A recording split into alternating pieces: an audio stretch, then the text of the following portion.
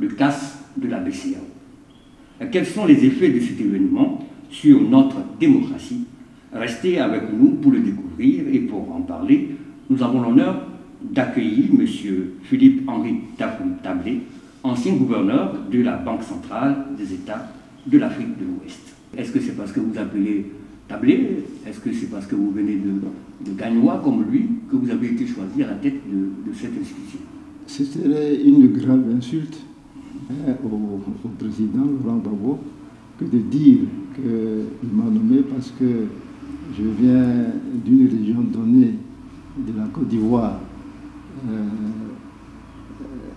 Lui seul peut dire les critères qui l'ont amené à le faire, mais c'est sûrement pas ça. C'est sûrement pas ça. Et si je m'en tiens aux échos que j'ai eus par la suite, ses pairs ont apprécié le fait que j'ai fait toute ma carrière à l'intérieur des institutions. Donc cela a dû être un élément favorable donc, à ma nomination.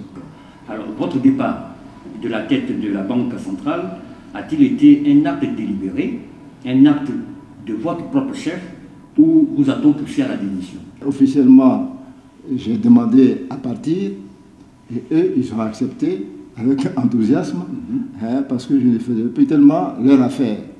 Voilà, puisque nous étions en désaccord fondamental sur la façon dont devait se comporter la Banque centrale au regard de la crise post-électorale en Côte d'Ivoire. Nous, au niveau de la Banque centrale, nous avons estimé que cette question était essentiellement politique et ne concernait pas la Banque centrale. Nous n'avions pas à nous prononcer sur qui a gagné les élections en Côte d'Ivoire. Parce que c'était la question qui était posée. Oui, c'est ce qui était demandé à la BCEAO de faire, de reconnaître que Gbagbo a perdu les élections et que c'est Ouattara qui l'a gagné. Mais ce faisant, nous serions immixés dans une affaire qui est intérêt à un État et une affaire qui n'est même pas un domaine, le domaine d'évolution de la banque. Et ça allait être une position contraire au statut de la banque. Donc nous avons refusé en disant que ce n'était pas notre champ d'action et que nous sommes dans le domaine financier, économique, etc., mais pas politique.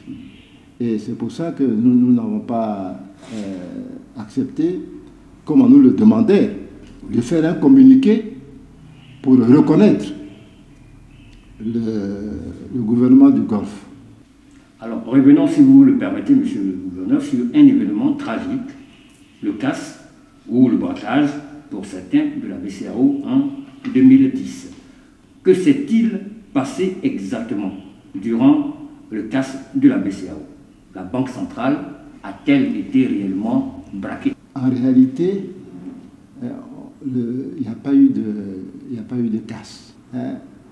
Parce que pour qu'il y ait casse, il faut que quelque chose soit cassé. En réalité, ce qui s'est passé, c'est quand il y a eu la réquisition, le ministre Katina, avec ses collaborateurs, plus des huissiers et un représentant du procureur de la République, est allé dans les locaux de la BCEAO, à l'agence principale, ici au plateau, pour d'abord signifier, rencontrer le personnel et lui dire donc ce qui se passe, l'appeler à la mobilisation, demander qu'il vienne au travail et le rassurer quant à comment les choses vont se passer et voir aussi quels sont les existants dans la banque du point de vue donc du numéraire, voir aussi les attentes et les préoccupations du personnel, puisque tout ce système-là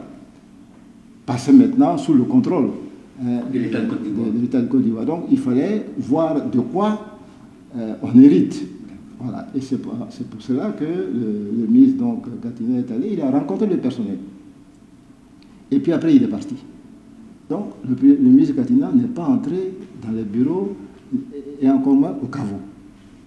Bon, donc il n'y a pas eu de casse, il n'y a pas eu de vol. Le ministre Kone Katina n'est pas venu avec des camions pour remplir remplir ces camions d'argent et partir. D'ailleurs, ce que vous dites me fait penser quand j'étais en audience, enfin, on passait devant les tribunaux, le juge, le président du tribunal a dit comme ça, oui, le ministre Katina a volé 300 milliards, etc. J'ai levé la main pour lui dire, Monsieur le Président, est-ce que vous avez une idée de la quantité que constitue 300 milliards? Même en bien de 10 000, ça fait des cartons ou bien des caisses, pratiquement des conteneurs.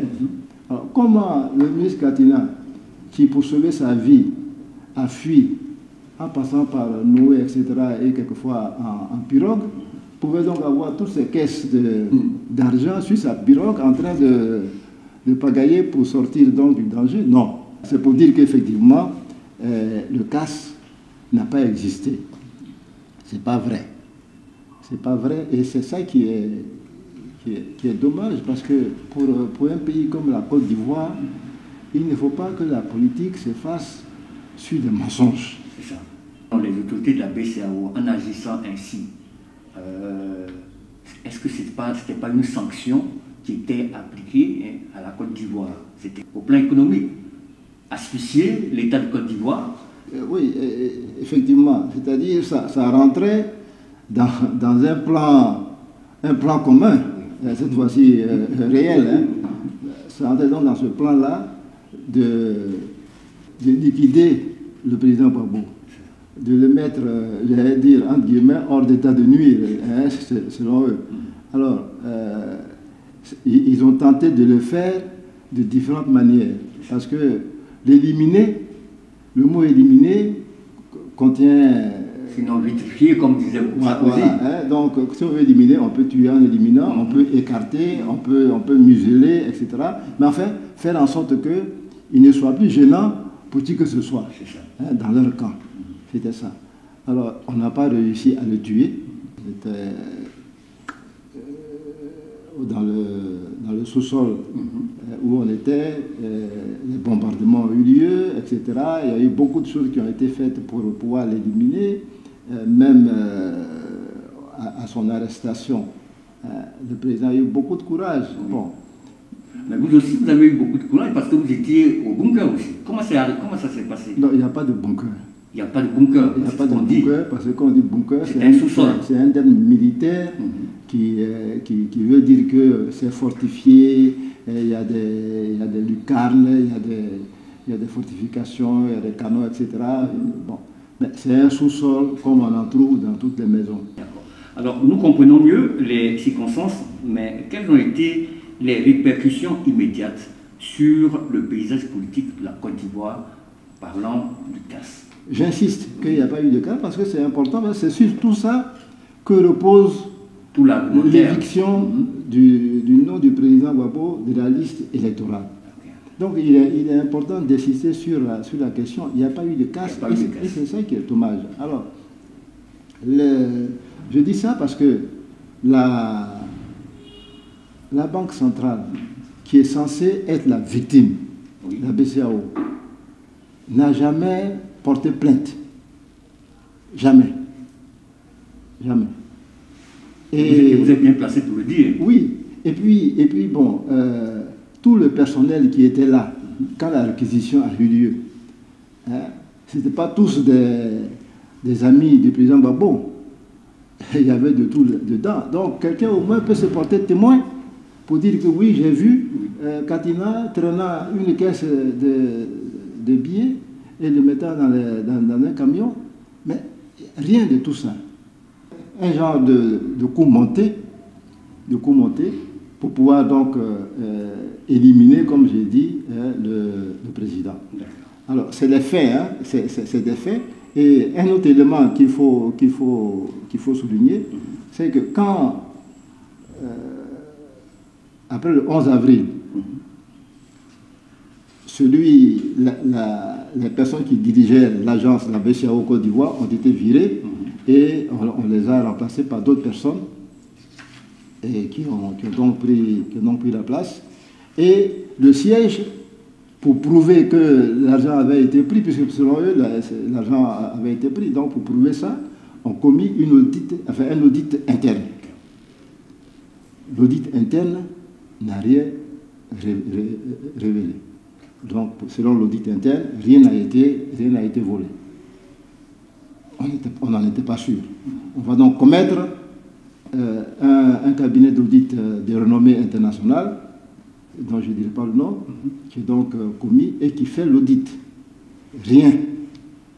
Les Français, qui tenaient aussi à tout prix à montrer que de l'argent avait été volé par Gbagbo, ont commis à leur tour le Trésor français pour venir faire un audit. Rien à leur tour.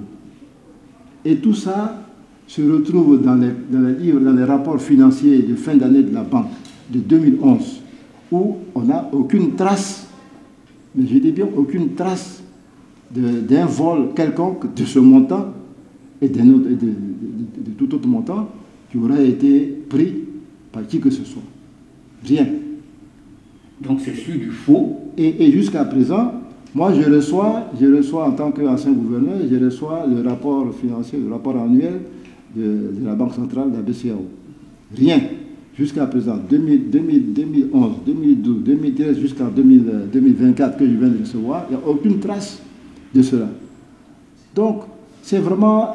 c'est eux qu'il faudrait peut-être accuser de casse, ceux qui font ça. Parce que c'est volontairement vouloir salir quelqu'un, le tuer dans son honorabilité, mais ce n'est pas acceptable. On ne peut pas le faire. Il n'y a pas eu de crime. Pourquoi, diantre, veut-on condamner quelqu'un s'il n'y a rien eu? Monsieur le gouverneur, donc c'est celui du faux. C'est celui du faux que les autorités ivoiriennes se sont appuyées pour extraire le nom du président Laurent Gbagbo sur la liste électorale. Faux et usage de faux. Totalement faux. Et c'est ça qui est dommage parce qu'on le crie, et même ils le savent qu'il ne s'est rien passé. Mais comme il n'y a pas plus sourd que celui qui ne veut pas entendre, bon, ils ne veulent pas entendre, mais ils sont sûrs du faux et comme tout ce qu'ils font. Et c'est sur ça qu'ils prospèrent. Alors, donc, cette décision, parce que nous la vivons, cette décision a eu des répercussions dans le monde politique ivoirien. Ce n'est pas seulement au PPACI. Est-ce que vous avez entendu parler, est-ce que vous voyez que cela embête aussi les autres partis politiques ou les organisations de la société civile? Bon, sur ce point-là, il faut peut-être dire aussi que beaucoup pensent que se battre pour la réinscription du nom du président Gbagbo sur la liste électorale est une affaire personnelle au président ou bien personnelle au PPACI. Mais c'est une grave erreur que de penser cela. C'est une grave erreur. Et pourquoi? Gbagbo est un symbole aujourd'hui. Il est le symbole de la résistance. Il est le symbole de la souveraineté. Donc, le symbole-là, il appartient à tout le monde. On est symbole pour une communauté, pour un pays. Et si on s'attaque au symbole, ça veut dire qu'on s'attaque aux autres. Aux autres qui considèrent que c'est un symbole. On s'attaque à eux. Et c'est ça qui s'est fait aujourd'hui. Parce que si aujourd'hui on enlève le nom du président Gbagbo impunément de la liste, mais ça veut dire que nous tous, nous sommes exposés, que ça peut arriver à tout le monde, à n'importe qui. Et d'ailleurs même ça se passe. Des exactions qui se passent aujourd'hui, des maisons qu'on détruit. Tout cela est lié à ce qui est fait aujourd'hui au président Laurent Gbagbo. Parce que si on ne dit rien, ça veut dire que le régime peut tout faire. Le régime peut faire tout ce qu'il veut, y compris dire même qu'il n'y a pas d'élection et puis on s'assoit. D'ailleurs même, peut-être qu'il vaut mieux faire cela que de nous donner à voir la mascarade des élections. Donc, la réinscription du nom du président doit être un combat pour tous. Parce que c'est ça qui est une victoire sur ce front-là, va donc ramener la démocratie, en Côte d'Ivoire. Donc il est bon que toutes les composantes politiques de ce pays en prennent conscience. Parce que on dit, si on traite ainsi le bois vert, quand sera-t-il du bois mort? Alors, nous, les bois morts, là, on a qu'à faire attention, hein, et éviter qu'on fasse ça au bois vert. Monsieur le gouverneur, je vous comprends, mais vous savez que les partis politiques, chacun lutte pour arriver au pouvoir. Alors si on peut retirer le nom de Laurent Gbagbo sur la liste électorale et que ça peut nous faire de la place, vous n'allez pas nous demander de le supporter et de lutter pour ça. Mais on aura de la place pour rien, parce que celui qui a retiré le nom du président Gbagbo, c'est pas pour laisser quelqu'un d'autre prendre la place. Nous avons donc établi le lien entre le CAS et la politique, mais qu'en est-il des arguments juridiques qui militent en faveur du président Laurent Gbagbo, donc en faveur de son inscription sur la liste électorale? D'abord, premièrement, les faits sont là, les faits n'existent pas. Les faits n'existent pas, il n'y a pas eu de délit, il n'y a rien. Donc ça déjà même... Il n'y a même pas eu d'intention. Il n'y a pas eu d'intention. Puisque comment celui qui dirige un pays et qui, à cette époque-là, voulait donc que ce pays sorte de la guerre, peut aller commettre un tel acte? C'est pas possible. C'est pas possible. Voilà. Donc, il n'y a pas eu de casse. Le procès lui-même, ce n'est pas l'instance qui a jugé le président qui devait le juger, parce que le président est un ancien président de la République. Il faut une cour spéciale. Voilà. Et puis, le président, selon donc ce qui lui était reproché, devait assister à ce procès. Il a été condamné à contumace. Par contumace, oui, comme si le pouvoir ne savait pas où il résidait à cette époque-là. Alors que c'est le pouvoir qui l'a amené à La Haye. Donc, le pouvoir sait très bien qu'il est à La Haye, et si on a besoin de lui, on peut demander à le ramener pour qu'il participe à son procès. Il y a aussi que la Cour africaine des droits de l'homme, qui a été saisie par une ONG ivoirienne sur la question du retrait du nom du président de la liste électorale, a demandé de façon formelle et claire que son nom soit réinscrit donc sur la liste. Il y a un certain nombre d'arguments juridiques qui ont été développés très largement par des plus sachants que moi sur la question. Moi, j'insiste sur les faits et puis sur l'éthique. Sur la question de l'éthique. Parce que, en général, dans les communautés humaines, tu ne peux pas faire du mal à quelqu'un qui t'a fait du bien. Non, ça dérange la communauté. À qui a-t-on fait du bien? Mais le président Ouattara était inéligible. C'est Gbagbo qui l'a rendu éligible. En prenant une décision qui à l'époque a frustré les Ivoiriens, qui a fait beaucoup n'étaient pas d'accord, mais enfin, comme il a demandé, c'est une pluie de la mer, il faut l'avaler. Il faut l'avaler, et ça a été fait. Donc, c'est le président Gbagbo qui a fait revenir d'exil et le président Ouattara et le président Bédié après 99, après le coup d'État de 99. C'est lui qui les a fait revenir. Or, quand Gbagbo a été acquitté totalement à La Haye, le président Ouattara ne voulait pas qu'il revienne ici, en oubliant que dans la même posture, son homologue a fait main et pieds pour qu'il rentre. Voilà. Donc, il y a une question d'éthique. Ce n'est pas bon de faire du mal à celui qui a fait du bien. Donc la condamnation de Laurent Gbagbo à 20 ans de prison et la perte de ses droits civiques et politiques soulèvent des questions sur l'équité de notre système judiciaire. Alors quel impact cela a-t-il sur la perception de la justice en Côte d'Ivoire? Bon, ça, ce qu'on entend et ce qu'on voit, c'est que les gens sont déçus, ils sont même frustrés, on ne comprend pas notre justice. Là encore, on vient d'appréhender Dossocha Rodel, le vice-président du CSP, Damana Picasse, va passer donc en jugement, avec des motifs d'accusation qui vont depuis l'atteinte à la sécurité de l'État, le financement du mercenariat, etc. Oui. Bon, mais et il faut craindre que des choses inévitables ou bien non souhaitées n'arrivent. Alors, c'est vrai que les décisions prises par notre justice ces temps-ci ne la glorifient pas. C'est ça. C'est clair, ne la glorifient pas. Oui. Donc vous êtes d'accord avec ceux qui disent qu'il y a la manipulation des institutions judiciaires pour des raisons politiques.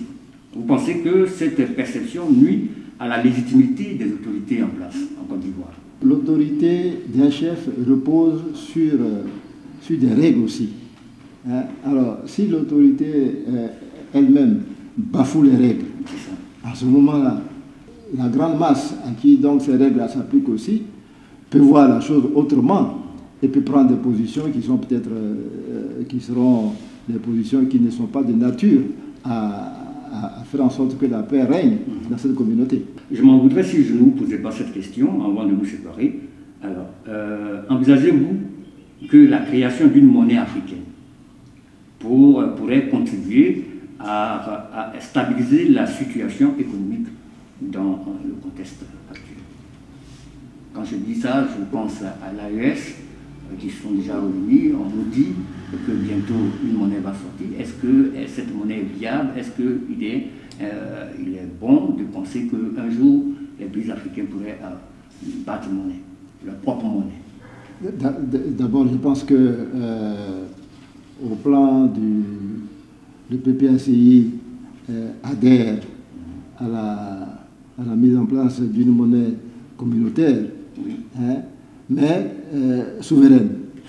Hein, donc, on pense que du point de vue de notre idéologie qui est panafricaniste, nous devons donc aller à une monnaie communautaire qui sera un puissant moyen pour les échanges, pour activer des échanges entre les pays.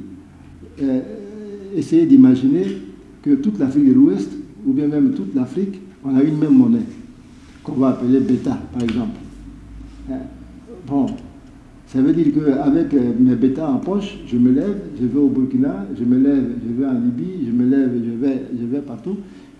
Je n'ai pas de problème de change à faire. Et ça permet, ça va booster le commerce. Et si le commerce est boosté, c'est la production qui va être boostée, parce que si les gens vendent beaucoup, ça veut dire qu'il faut donc en arrière-plan fabriquer beaucoup. Donc c'est la production, c'est les usines, c'est les industries qui vont être créées. Donc il est fondamentalement bon que nous allions à des monnaies, à une monnaie communautaire, et que chacun ne reste pas isolé dans son coin. Ça fait une certaine balkanisation qui empêche les produits de circuler. Et puis, remarquez, nous produisons les mêmes choses. Donc finalement, chacun est tourné vers l'extérieur, hors d'Afrique. Alors qu'on est là, on est voisins, on aurait pu avoir des économies complémentaires. Et c'est ce qu'une monnaie commune peut apporter. D'accord. Monsieur le gouverneur, faisons de la politique fiction. 2025, Laurent Gbagbo remporte les élections présidentielles en Côte d'Ivoire. Je vous appelle en tant qu'expert à lui donner des conseils. Quels sont les premiers conseils que vous donnerez au plan économique et financier? Qu'il m'appelle en tant qu'expert, bon, qu'il m'appelle ou qu'il ne m'appelle pas, je pense que ce que moi j'aurais souhaité, c'est qu'effectivement, le programme de gouvernement du PPACI qui est donc élaboré et qui va bientôt être officialisé, être publié, que ce programme-là, les éléments qui sont dans ce programme-là soient réellement appliqués, parce que je suis convaincu que tous les éléments qui ont été retenus permettront donc à notre pays de sortir de la pauvreté et permettront à notre pays d'être un pays qui compte dans la sous-région et en Afrique. Aujourd'hui, nous avons beaucoup de secteurs dans lesquels donc, la Côte d'Ivoire connaît une régression au plan de l'endettement, où on a un endettement qui avoisine de 33 000 milliards, etc. C'est excessif. On peut dire que Oui, bien sûr, j'entends des gens dire, oui, mais dans tous les cas, on ne peut pas vivre sans endettement. Oui, d'accord. Et on ne plaide qu'au pays qui... Oui, d'accord, on veut vivre sans endettement, mais ceux qui disent ça aujourd'hui reprochaient à Gbagbo d'avoir endetté le pays alors qu'il était à 6 000 milliards d'endettement. Aujourd'hui, on est autour de 33, enfin au montant de 33 000 milliards, 35 000 milliards, et on dit ce qu'on dit. C'est pas vrai. Hein? Donc, il faut s'endetter parce qu'on ne vit pas en autarcie, mais tout ce qui est excessif est nuisible. C'est comme ça. Ok, merci Monsieur Philippe-Henri Dacoury pour votre éclairage sur ces importants sujets. Le cas de la BCEAO reste un rappel poignant des défis politiques, juridiques et économiques auxquels la Côte d'Ivoire fait face. Alors que nous nous dirigeons vers les élections de 2025, il est essentiel de préserver la démocratie et de restaurer la confiance des citoyens dans nos institutions. Merci à nos téléspectateurs d'avoir été avec la nous. BCEAO. Tous accusent le président Laurent Gbagbo d'avoir cassé. Et pourtant, voici une vidéo que je vous refais sortir parce qu'elle est déjà dehors depuis.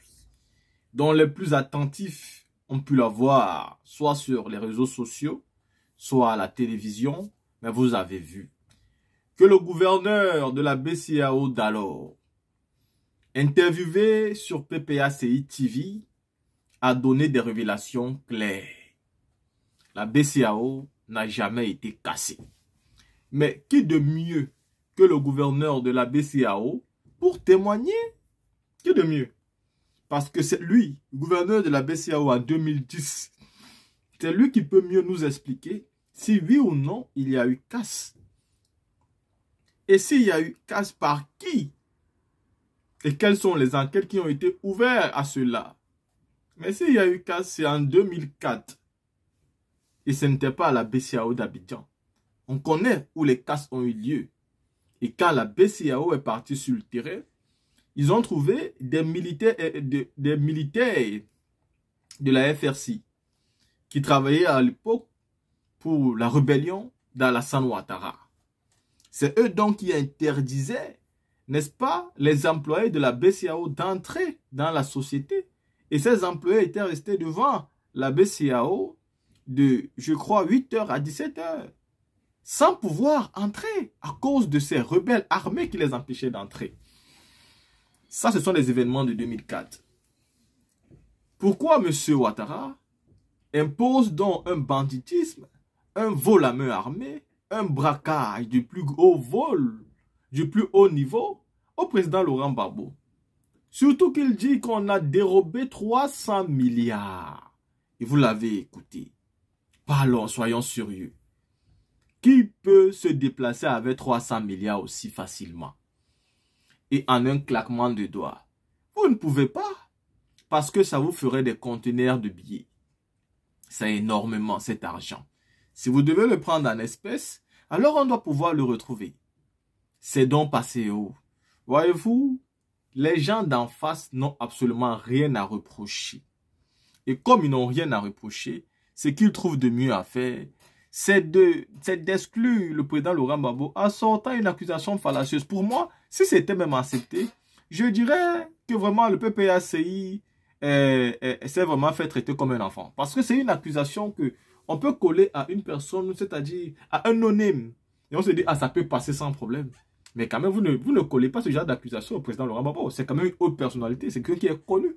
C'est quelqu'un qui a une voix qui porte, qui est écouté par tout le monde entier.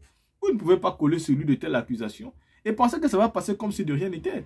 Donc, pour la fierté de ce parti politique, pour les combats qu'il a eu à mener, pour les victoires qu'il a eu à remporter, il ne doit pas accepter ce genre d'accusation. Elle est grave fallacieuse et elle est irrespectueuse. Vous venez donc d'écouter ici des révélations du gouverneur de la BCEAO. Latine, personne dans le régime du président Laurent Gbagbo ne fait partie de ceux qui ont braqué la BCEAO en 2004. Et en 2010, vous avez écouté, il n'y a pas eu de casse.